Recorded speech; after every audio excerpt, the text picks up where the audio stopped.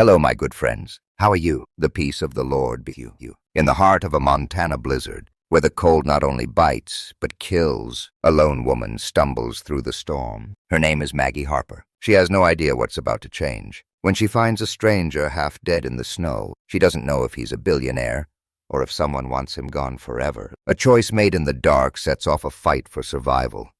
And a story you won't believe. Welcome to my exciting story today. Subscribe to the channel where you're watching this video. Buckle up, it's going to be a fun ride. The wind screamed through the Bitterroot Mountains like a banshee on a rampage, tearing at the pines and whipping snow into a blinding frenzy. It was the kind of cold that didn't just bite.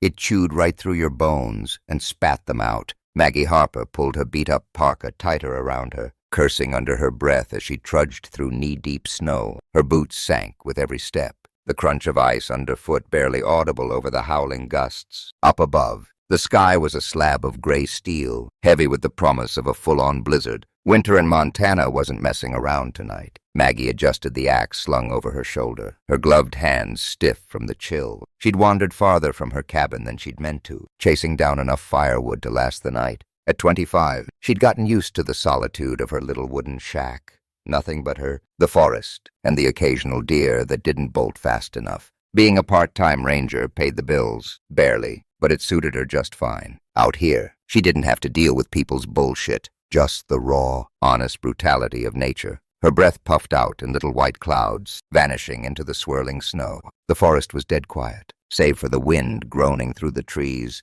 like it was pissed at the world. Then she heard it, a sound so faint she almost missed it. A low, guttural moan, barely cutting through the storm. Maggie froze, her pulse kicking up a notch. "What the hell?" she muttered, squinting into the white void around her. At first, she figured it was her mind playing tricks.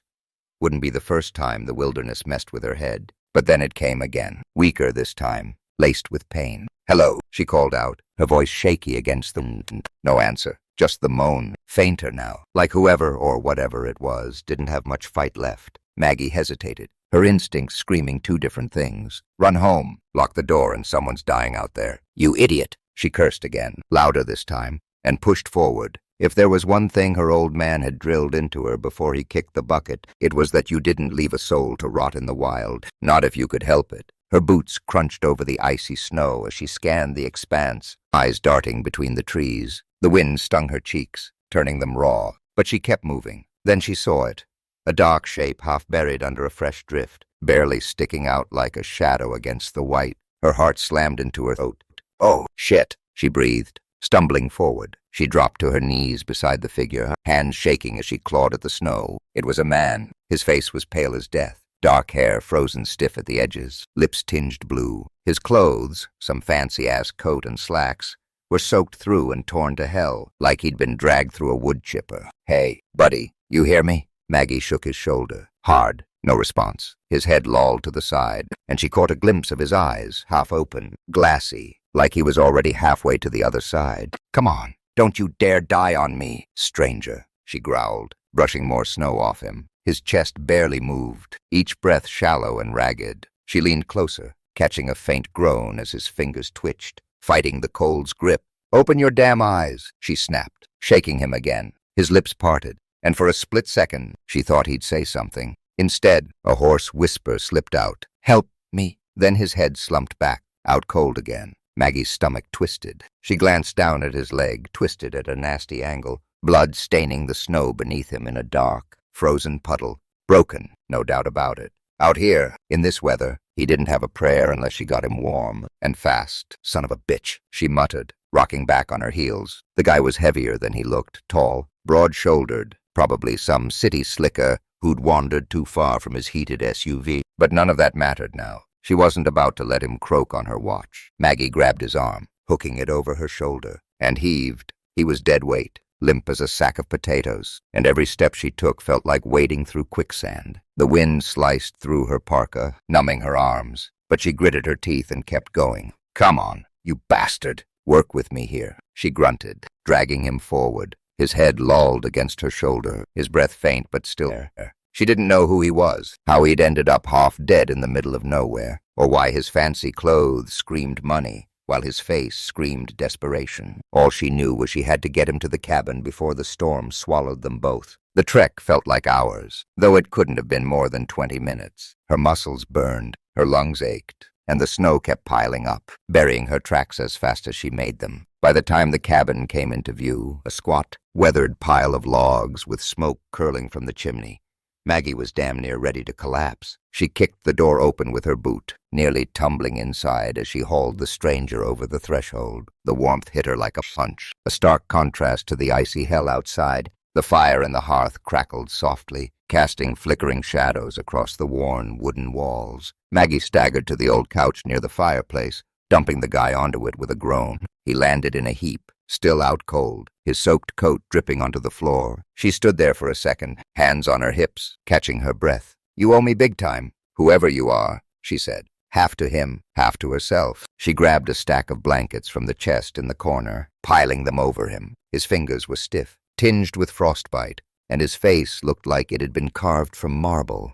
Sharp jaw, high cheekbones, the kind of guy who'd turn heads in a bar. Not that it mattered much now. Maggie knelt beside him, peeling back the blankets to check his leg. The gash was ugly, deep and raw, blood crusted over with ice. She winced. If that got infected out here, he was toast. "All right, mystery man," she muttered, grabbing a rag and a bowl of warm water from the stove. "Let's see if I can keep you breathing till morning." She worked fast, cleaning the wound as best she could with steady hands, even as her mind raced. Who the hell was this guy? What was he doing out there with no gear, no supplies, nothing but a busted leg and a death wish? She wrapped his leg tight with a strip of clean cloth, then sat back, wiping her hands on her jeans. The fire popped, sending a shower of sparks up the chimney. Maggie leaned forward, studying his face in the dim light. He didn't look like a local, too polished, even half dead. Maybe a hunter who'd gotten lost. A tourist with more money than sense. She snorted. "Hope you've got a good story, pal, 'cause I'm not dragging you around for nothing." Outside, the wind howled louder, rattling the shutters like it was trying to claw its way in. Maggie pulled a chair closer to the couch, settling in with her axe propped against the wall. She wasn't sure what she'd just gotten herself into. But one thing was clear. This guy wasn't dying tonight. Not if she had anything to say about it. Hey, did Maggie just save a stranger or start something bigger? Hit that subscribe button and drop a comment. What would you do in her shoes? Stick around for part 2, 'cause this storm's just getting started. The fire in Maggie Harper's cabin snapped and hissed, throwing a warm glow over the rough-hewn walls. Outside, the blizzard raged on, pounding the Bitterroot Mountains with unrelenting fury. Maggie slumped in her rickety wooden chair, arms crossed, staring at the stranger she'd dragged in from the snow. He was still out cold on her couch, wrapped in a pile of patchy quilts like some half-frozen burrito. His chest rose and fell, slow but steady, proof he wasn't dead yet. She'd done what she could, cleaned his busted leg, bandaged it up, and kept the fire roaring. Now it was up to him to pull through. She tilted her head, sizing him up, even half dead. The guy didn't look like he belonged out here. His coat, torn to shreds now, had that fancy, tailored vibe. The kind you'd see on some Wall Street hotshot, not a Montana backwoodsman. His dark hair, still damp from melted snow, stuck to his forehead, and a shadow of stubble dusted his sharp jaw. Maggie snorted.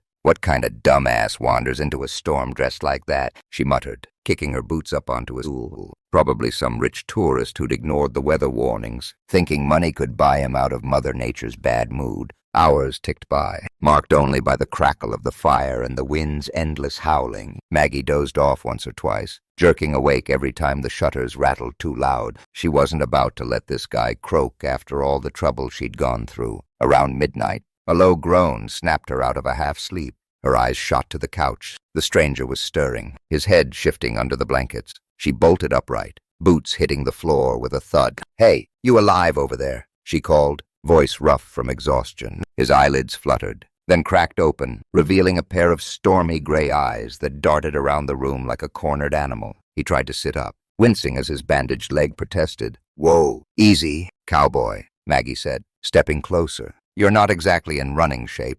He blinked at her, confusion etched into every line of his face. "Where the hell am I?" His voice was hoarse, cracked like dry timber, but there was a sharpness to it. A guy used to being in charge. "You're in my cabin. Hot shot." Maggie shot back, planting her hands on her hips. "I dragged your half-dead ass out of the snow a few hours ago. You're welcome. By the way," his brows furrowed, and he rubbed a hand over his temple, like he was trying to piece together a busted puzzle. Snow, right? He mumbled, then froze. His hands flew to his pockets, patting frantically. My phone, where's my phone? My wallet. He yanked the blankets aside, ignoring the jolt of pain that flashed across his face, and started digging through his torn coat. Maggie raised an eyebrow. Slow down, buddy. You didn't have squat on you when I found you. No phone, no wallet. Nada. Just a busted leg and a one-way ticket to hypothermia. No, that's not right, he snapped, his voice rising. I had them. I know I had them. He stopped, hands clenching into fists, and looked up at her with a mix of panic and disbelief. Someone took them. Maggie crossed her arms, unimpressed. Yeah, sure. Or maybe you dropped them while you were busy passing out in a snowbank. Who are you, anyway? He hesitated, those gray eyes locking onto hers. For a second, she thought he'd clam up, but then he exhaled, slow and shaky. I'm Ethan Warwick. She stared at him, waiting for the punchline. Okay. And that's supposed to mean something to me. Ethan blinked, genuinely thrown. You've never heard of me? Nope. Should I have? Maggie shrugged, grabbing a tin mug from the table and pouring some hot water from the kettle. Look, I don't keep up with the who's who of wherever you're from. Out here, names don't mean much unless you've got a rifle or a decent fire starter. He let out a dry laugh, running a hand through hair. Fair enough. I run Warwick Ventures, real estate, investments, that kind of thing. Offices in Seattle, New York, London, you name it. Maggie paused mid-pour, glancing over her shoulder. Wait. You're telling me you're some big-shot billionaire? She turned fully now, mug in hand, sizing him up again. The fancy coat made a little more sense now, but the rest? What the hell's a guy like you doing half dead in the middle of nowhere, Montana? Ethan leaned back against the couch, wincing as he shifted his leg. That's the million-dollar question, isn't it? His tone was bitter, edged with something darker. He stared at the fire for a long moment, like it might cough up the answers he didn't have. Last thing I remember, I was here on business. A deal, big one. We're talking a gold mine up in these mountains, untouched, worth billions. Maggie handed him the mug, her skepticism dialed up to 11. Gold mine. Huh. Sounds like something out of a bad movie. So what? You trip over a rock and end up in my backyard? No, he said, taking the mug but not inking. His grip tightened, knuckles whitening. It wasn't an accident. I was with my assistant, Lucas Hayes. We were finalizing the paperwork at a lodge near here. Everything was set. Then, nothing. Just cold, snow, pain in my head. He touched the back of his skull, wincing again. I think he drugged me, dumped me out there to die. Maggie let out a low whistle, leaning against the table. That's one hell of a story. Ethan Warwick, you're saying your own guy tried to off you? Over what? Some shiny rocks. Billions of shiny rocks, he corrected, his voice flat. And yeah, that's exactly what I'm saying. Lucas has been with me for years, handled my schedule, my travel, my security. I trusted him with everything. He laughed again, short and sharp. Guess that was my first mistake. She studied him, trying to figure out if he was full of crap. The guy had a busted leg, no gear, and a wild tale that sounded like it belonged on late-night TV. But those eyes, haunted, pissed off, and just a little lost, didn't look like they were lying. Still, she wasn't about to buy hook, line, and sinker. All right? Let's say I believe you, she said, crossing her arms again. What's a billionaire doing trusting some sleazeball who'd leave him for dead? Ethan smirked, but it didn't reach his eyes. You don't get to where I am without taking risks. Sometimes you bet on the wrong horse, or the wrong snake. She shot back. She grabbed a poker and jabbed at the fire, sending up a burst of sparks. So what now? You gonna sit here feeling sorry for yourself, or you got a plan? He took a sip of the water, grimacing like it was the worst thing he'd ever tasted. I need to get back. Stop him before he takes everything. My company. The deal. All of it. Maggie snorted. Yeah, good luck with that. You can barely sit up, let alone hike out of here in a blizzard. And I'm not hauling you across the mountains, if that's what you're thinking. I'm not asking you to, he said, voice firm despite the exhaustion. Just let me crash here till I can move. Then I'm gone. You'll never see me again. She eyed him for a long beat, weighing her options. Every instinct told her to kick him out. Rich guys meant trouble, and she'd had enough of that in her life. But there was something about him, something raw and desperate, that made her pause. Fine, she said finally, jabbing a finger at him. You can stay till you're strong enough to limp out of here, but you pull anything funny, and I'll toss you back into that storm myself. Got it, he said, a faint smirk tugging at his lips. You're tougher than you look. You know that. Yeah, well, you're dumber than you look, she fired back, turning to stoke the fire again. Get some rest. Hot shot. You're gonna need it. The night stretched on, thick and heavy, the kind of dark that pressed against the cabin walls like it wanted in. Inside, the fire was down to embers, casting a faint red glow over Maggie Harper's cramped living space. She sat in her chair, one leg kicked up on the stool, her dad's old hunting rifle resting across her lap. Sleep wasn't an option, not with a stranger like Ethan Warwick sprawled on her couch, muttering in his fevered dreams. She'd patched him up, sure, but trust, that was a long way off. Billionaire or not, he was trouble-wrapped in a fancy coat. Ethan shifted under the quilts, his breath hitching every now and then. Maggie watched him, her fingers tracing the worn stock of the rifle. His story about some backstabbing assistant sounded insane. Drugged, dumped in the snow, left for dead over a gold mine. It was the kind of crap you'd see in a cheap thriller, not real life. But the way his hands shook when he talked about it, the raw edge in his voice, it stuck with her. Maybe he wasn't lying. Maybe. A sharp crack split the silence, not the fire, not the wind. Maggie's head snapped toward the window. Her pulse kicked up, a cold prickle running down her spine. She eased her boots to the floor, gripping the rifle tighter. Another sound, faint, muffled by the storm in, the crunch of snow underfoot. Too steady to be an animal. Someone was out there. Ethan, she hissed, keeping her voice low. He didn't stir. She reached over and shook his shoulder. Hard. Wake up. Hot shot. We've got company. His eyes snapped open, bleary and confused. What? Shut up and listen. She cut him off, nodding toward the window. A flicker of light danced across the frosted glass. Headlights, maybe, or a flashlight cutting through the snow. Ethan sat up too fast, wincing as his legs screamed in protest. Friends of yours? Maggie asked, already moving to the window. No, he said, voice tight. I don't have friends who'd show up in the middle of nowhere at night. He dragged a hand over his face, trying to shake off the haze. They're here for me, to finish the job. Maggie peeked through a crack in the shutters, her breath fogging the glass. Shapes moved out there, 2, maybe 3, dark blobs against the white swirl of the storm. One of them carried a light, sweeping it over the trees. Her gut twisted. Great, she muttered, just what I needed. A billionaire with a hit squad. Ethan swung his legs off the couch, ignoring the pain that flashed across his face. You don't have to get involved. Just let me save it, she snapped, spinning to face him. You're not exactly in ninja mode with that leg. Stay put. She grabbed her parka, yanking it on, and hefted the rifle. I'll handle this. Maggie. Wait, he started. But she was already at the door, cracking it open just enough to slip out into the night. The cold hit her like a slap, stealing her breath as she crouched low, moving along the cabin's wall. The wind swallowed most sounds, but she caught the faint growl of an engine.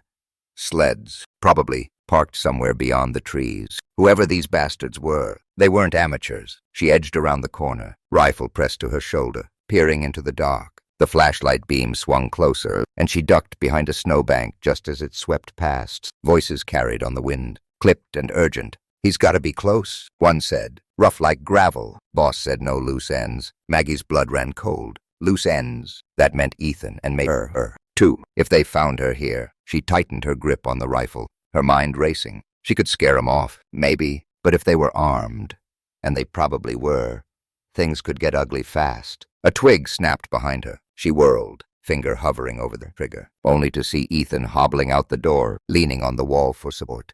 Get back inside. You idiot, she hissed, waving him off. I'm not letting you fight my battles. He shot back, his voice low but stubborn. His face was pale, sweat beading despite the cold. But those gray eyes burned with something fierce. Fine, get yourself killed, she growled, turning back to the shadows. The flashlight was closer now, maybe 30 yards out. She could make out 2 figures, big guys, bundled in heavy gear, one with a rifle of his own slung over his shoulder. Her stomach dropped. This wasn't a friendly check-in. Lucas sent them, Ethan whispered, sliding down beside her. He's tying up the mess, he said.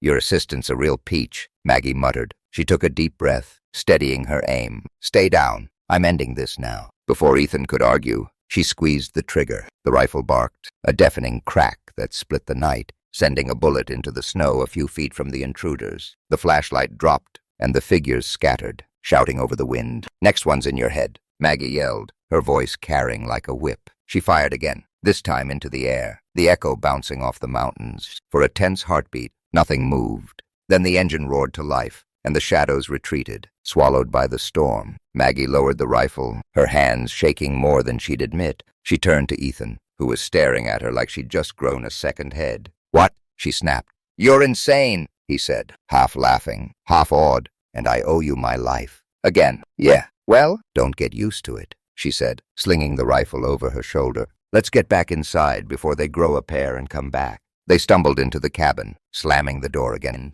Maggie bolted it tight, her heart still hammering. Ethan collapsed onto the couch, breathing hard, his leg trembling under the bandages. She tossed another log on the fire, watching the flames flare up. "So," she said, not looking at him, "your buddy Lucas, he's not just a snake, he's got claws." Ethan nodded, his jaw tight. "He's not stopping till I'm on. The mine deal, it's too big. He's probably already got the board thinking I'm dead, signing it over to him as we speak." Maggie sat down hard, the rifle propped against her chair. "And here I thought my biggest problem was running out of firewood." She rubbed her temples, the weight of it sinking in. She'd just shot at a hit squad for a guy she barely knew. What the hell was she doing? "We need a plan," Ethan said, leaning forward. "I've got to get to Missoula, find a phone, call my people, stop him before he buries me for good." She snorted. "You're not going anywhere with that leg, and I'm not schlepping you through a blizzard with those goons sniffing around." She met his gaze, her green eyes hard. "You're stuck here till we figure this out.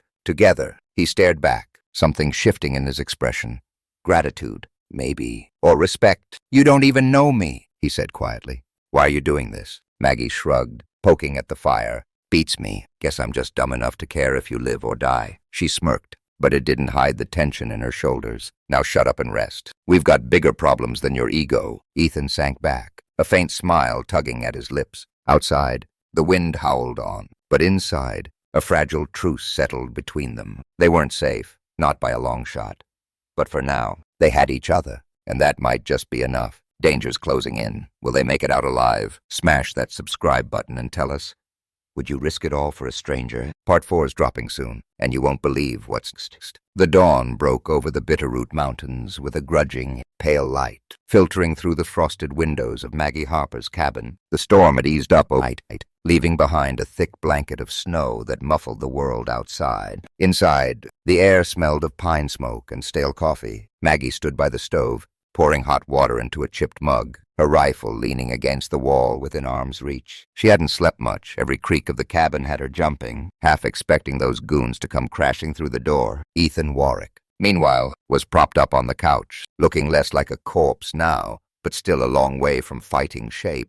She handed him the mug, smirking at the way he eyed it warily. "It's just water. Hot shot. Ain't got any fancy lattes out here." Ethan took it, managing a weak grin. "Guess I'll survive." He sipped, then winced as he shifted his leg. The bandages were holding, but the gash underneath was still a mess. "You're one hell of a nurse. You know that?" "Yeah. Well, don't get any ideas," Maggie said, dropping into her chair. "I'm not here to play Florence Nightingale. Just keeping you alive till you're someone else's problem." She glanced out the window, scanning the tree line. No sign of movement. Not yet. But after last night, she wasn't taking chances. Ethan followed her gaze, his jaw tightening. "They'll be back. Lucas isn't the type to leave loose ends dangling." "Figured as much," she said, tapping her fingers on the rifle stock. "Which means we're sitting ducks unless we do something about it. You still dead set on getting to Missoula?" He nodded. "Grim. It's the only way. I need to call my team. Get ahead of this before he locks me out of my own company. If he's got the board thinking I'm gone, he's already rewriting the narrative." Maggie snorted. "Sounds like a real prince. But you're not hiking anywhere with that leg, and I'm not dragging you 50 miles through snow with a hit squad on our tail." She leaned back, chewing her lip. "We need to buy time. Get you moving again." Ethan raised an eyebrow. "What? You gonna teach me to walk off?" "Nope," she said, standing up and grabbing her axe from the corner. "I'm gonna teach you to survive out here. If those bastards come back, you're not gonna be dead weight." She tossed him a pair of gloves, her dad's old ones, patched and worn. "Start small, chopping wood. You up for it?" He caught the gloves, staring at them like they were alien tech. "You're kidding, right? I've closed billion-dollar deals, not split logs." "Congrats," she said, smirking. "Now you're going to learn something useful. Let's go." She didn't give him a chance to argue, hauling him up by the arm. He grunted, leaning on her more than he'd admit, but he hobbled outside at her. The air was crisp, biting at their faces, and the snow crunched underfoot as they made their way to a clearing behind the cabin. Maggie set a log upright on a stump, handing him the axe. "Swing it like you mean it," she said, stepping back. "And don't chop your foot off." Ethan gripped the handle, wobbling on his good leg. "This is ridiculous," he muttered, but he swung anyway. The blade glanced off the log, barely nicking it, and he nearly toppled over. Maggie bit back a laugh, crossing her arms. "Jesus, you're worse than a kid with a toy sword," she said. "Here, like this." She took the axe, adjusted his grip, and stood behind him, guiding his hands, shoulders square, weight forward. "Hit it like it owes you money." Her calloused fingers brushes, steady and warm. And for a second, Ethan froze, caught off guard by how close she was. She smelled like pine and smoke, nothing like the perfumed women he'd known back in Seattle. "Focus." She snapped, stepping away. He swallowed hard and swung again. This time, the log split clean in two, tumbling into the snow. Maggie grinned. "There you go. City boy. Not totally hopeless." Ethan stared at the broken pieces, a flicker of pride cutting through his exhaustion.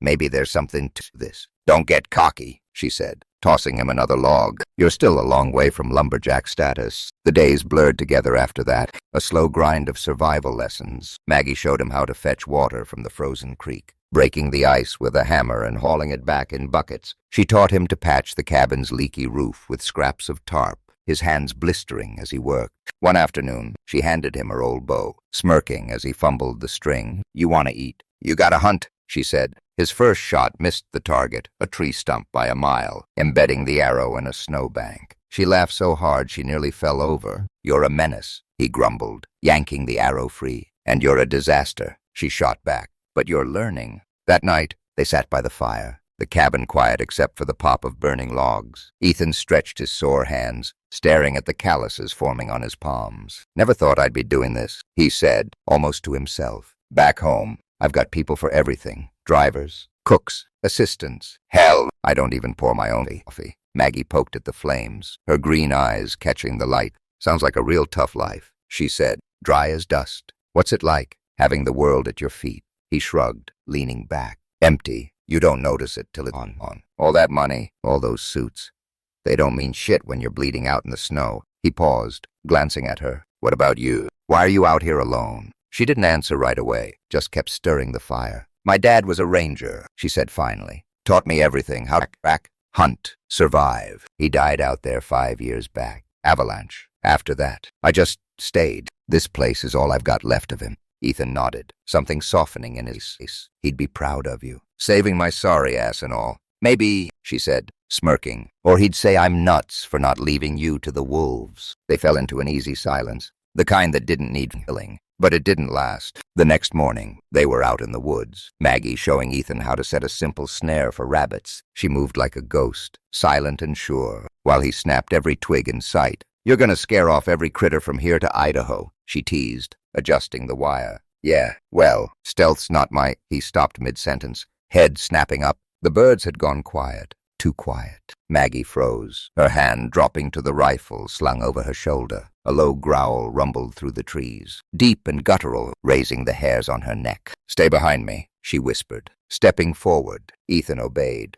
his breath hitching as a massive gray wolf emerged from the underbrush, eyes glinting in the pale-light. Its hackles were up, teeth bared, a lean shadow against the snow. "Shit!" Ethan breathed, stumbling back. "What do we do?" "Don't run," Maggie said, calm as steel. She raised the rifle, slow and deliberate, and fired a shot into the air. The crack echoed off the mountains, and the wolf flinched, ears flattening. It growled once more, then turned and bolted, vanishing into the trees. Maggie lowered the gun, exhaling slow. Ethan let out a shaky laugh, clutching his chest. "That was terrifying." "Welcome to my world," she said, slinging the rifle back over her shoulder. "You okay?" "Yeah," he said, still rattled. "Thanks to you." Again, she smirked, brushing past him. "Stick with me. City boy, you might just make it." Back at the cabin, Ethan sat by the fire, turning an old compass over in his hands, one he'd found in a drawer, scratched and worn. "Probably her dad's. Maybe this'll point me somewhere worth going," he said, half joking. Maggie glanced over, her smirk fading into something softer. Maybe it already has. The wind had picked up again, rattling the cabin like a tin can in a tornado. Maggie Harper stood by the window, peering through the shutters at the endless white expanse of the Bitterroot Mountains. The past few days had been a crash course in survival for Ethan Warwick, chopping wood, setting snares, dodging wolves, and he was holding his own, more or less. But the quiet wasn't sitting right with her.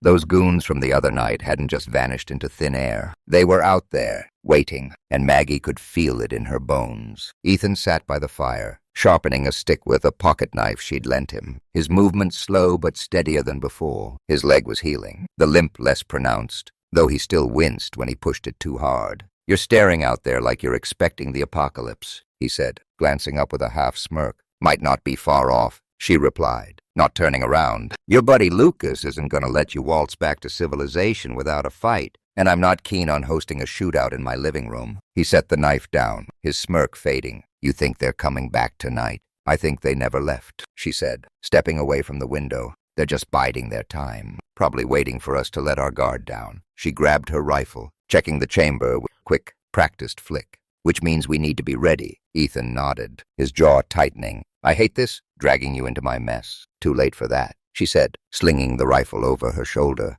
"Besides, I've handled worse than a couple of hired thugs. You just focus on not tripping over your own feet if shit hits the fan." Before he could respond, a distant rumble cut through the wind. Not thunder, not an avalanche. Engines. Maggie's head snapped up, her pulse kicking into overdrive. "That's them," she said, voice low and sharp. She darted to the door, cracking it open just enough to peek out. Headlights pierced the dusk, 3 snowmobiles weaving through the trees, closing in fast. "Shit," Ethan muttered, hobbling to his feet. "How many?" "3 that I can see," she said, slamming the door shut and bolting it. "Grab the axe. We're not staying here to play target practice." He snatched the axe from the corner, his hands trembling slightly. "Where the hell are we going?" "Out the back," she said, already moving. "There's a ravine half a mile west, narrow. Lots of cover. If we can make it there, we might lose 'em." She yanked on her parka, tossing him her dad's old coat. "Move." They slipped out the back door just as the engines roared closer, the whine of snowmobiles drowning out the wind. Maggie led the way, plunging into the snow with Ethan stumbling behind her. The cold bit at her face, her breath puffing out in frantic bursts as she wove through the pines. Ethan kept up as best he could, his bad leg slowing him down,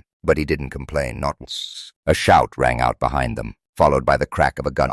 Maggie ducked instinctively, grabbing Ethan's arm and pulling him behind a tree. "Keep your head down," she hissed. She peeked around the trunk, spotting the beams of flashlights cutting through the dark. 3 figures, all armed, fanning out from the cabin. One of them, a tall bastard in a black parka, raised a megaphone. "Ethan, you can't hide forever." The voice was smooth, cold, and way too familiar. "Lucas Hayes. This ends tonight." Maggie's stomach dropped. "Your assistant's here in person," she whispered. "Real classy." Ethan's face went white, his fists clenching around the axe. "He's not my assistant anymore," he growled. "He's a dead man walking." "Save it for later," she said, shoving him forward. "Run." They bolted again, snow flying under their boots, the ravine looming ahead like a jagged scar in the earth. Another shot rang out, splintering a branch above Maggie's head. She cursed, zigzagging through the trees, her lungs burning. Ethan tripped, catching himself on a stump, but she hauled him up without breaking stride. They hit the ravine just as the snowmobiles screamed into view, their headlights blinding. Maggie shoved Ethan down the steep slope, tumbling after him into a mess of snow and rocks. She landed hard,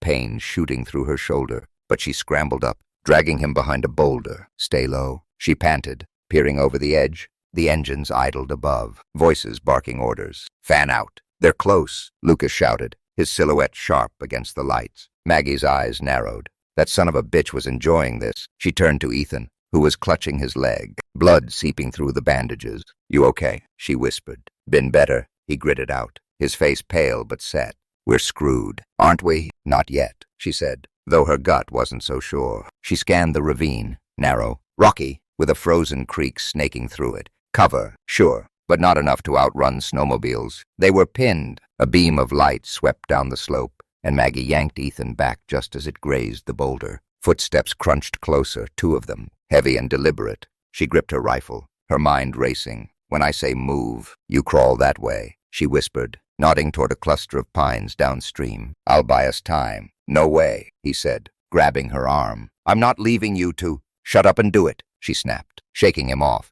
"You're the one they want dead, not me." She didn't wait for an answer, popping up and firing a shot into the dark. A yelp echoed back, hit or not. She couldn't tell, but it was enough to draw their attention. "Move," she hissed. Ethan hesitated, then crawled, dragging himself through the snow. Maggie fired again, ducking as a bullet whizzed past her ear, chipping the rock. She rolled to the side, her shoulder screaming now, warm blood trickling down her arm. She'd taken a graze, nothing fatal, but it hurt like hell. Above, Lucas barked something she couldn't make out, and the snowmobiles revved, circling the ravine's edge. She caught up to Ethan behind the pines, both of them panting, soaked in snow and sweat. "They've got us boxed in," he said, voice ragged. "What now?" Maggie wiped blood from her sleeve, her mind spinning. "We fight," she said. But before she could raise the rifle again, a figure loomed above them, alone, a pistol glinting in his hand. His smile was all teeth, cold as the ice underfoot. "End of the line. Ethan," he said, aiming down. "Should have stayed in the snow where I left you." Maggie lunged, slamming the rifle butt into his knee. Lucas howled, staggering, and the gun went off. The shot wild. Ethan tackled him from the side, axe swinging, but Lucas twisted free, kicking Ethan's bad leg. Ethan crumpled, gasping, and Lucas raised the pistol again, only for Maggie to ram him full force, sending them both crashing into the snow. She wrestled for the gun, her shoulder burning, until a fist caught her jaw, dazing her. Lucas pinned her, his weight crushing, the barrel inches from her face. "You should have stayed out of this, bitch," he snarled. Ethan roared, slamming the axe into Lucas's back, not deep, but enough. Lucas screamed, rolling off, and Ethan yanked Maggie up, shoving her behind him. Lucas scrambled to his feet, blood staining his coat, and bolted for the ravine edge, disappearing into the storm as the snowmobiles closed in. Maggie clutched her shoulder, swaying. "We've got to move," she said, but her vision blurred,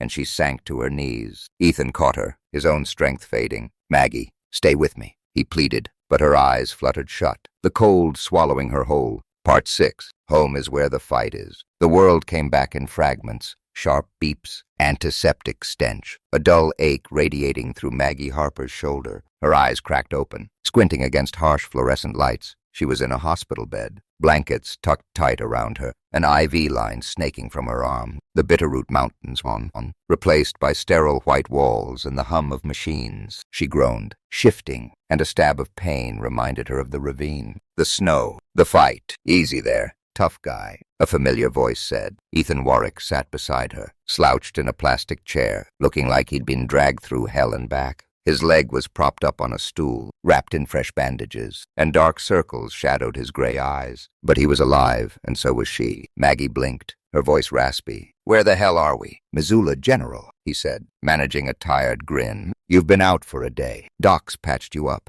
Bullet grazed your shoulder. Nothing too bad. Me, on the other hand." He nodded at his leg. "I'm going to be hobbling for a while." She rubbed her face, piecing it together. "How'd we get here?" "Some hunters found us in the ravine," he said. "You were out cold, bleeding all over me. I thought—" He trailed off, swallowing hard. "Anyway, they called it in. Cops showed up. Medics, too. You scared the shit out of me." "Maggie." "Yeah, well, you're not exactly a picnic either," she muttered, sitting up despite the ache. "What about Lucas? That bastard's still out there." Ethan's grin faded, replaced by something harder. "Not for long. Cops nabbed him a few miles from the ravine, half frozen, ranting about me stealing his deal. He's locked up, facing attempted murder. Fraud. The works. My team's digging into the paper trail. He's done." Maggie let out a low whistle. "Good riddance." "So what now?" "Hotshot. Back to your penthouse and private jets." He didn't answer right away, just stared at his hands, turning something over between his fingers. Her dad's old compass, scratched and worn. "Not exactly," he said finally.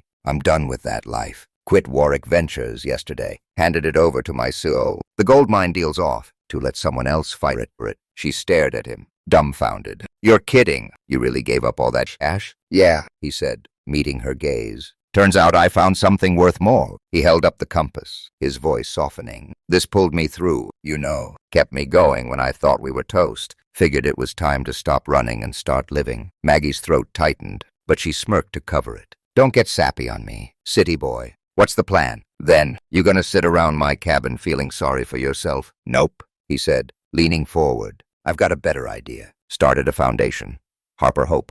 Named it after you, since you're the one who dragged me out of the dark. It's for rural folks, Montana. Places like it. Roads, clinics, schools. Real stuff that lasts." She blinked, caught off guard. "You named it after me." "Damn right," he said, grinning. "Wouldn't be here without you. Figured it's the least I would do." Maggie shook her head, a laugh slipping out. "You're insane. You know that. Takes one to know one." He shot back, and for a moment, they just sat there, grinning like a couple of its. A year later, the cabin looked different, still rough around the edges, but alive. Maggie stood outside, axe in hand, splitting logs with the same steady rhythm she'd always had. Ethan limped over, carrying a bucket of water from the creek, his breath puffing in the crisp Montana air. He'd traded his suits for flannel and jeans, his hands rough from months of work. He still sucked at hunting.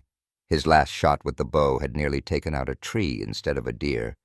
But he was learning. Mail came, he said, setting the bucket down and pulling a letter from his pocket. Harper Hope's first clinic opens next month. You want to cut the ribbon, she smirked, swinging the axe into the pump. Only if I can use this instead of scissors. Deal, he said, laughing. He stepped closer, brushing snow off her shoulder. You ever think about it? How we got here? Every damn day, she said, leaning the axe against the woodpile. Still can't believe I didn't leave you in that snowbank. Still can't believe you saved my ass, he countered, his voice dropping. I mean it, Maggie. You changed everything. She met his gaze, those gray eyes softer now, steady. Yeah, well, you're not so bad yourself, she said, nudging him, for a city boy. That night, they stood by the creek, the sky above them ablaze with stars. Ethan slipped his hand into hers, the compass tucked in his pocket, a quiet promise he'd kept. Can I stay? He asked, voice low but sure. Maggie squeezed his hand, a slow smile spreading across her face. Yeah, she said.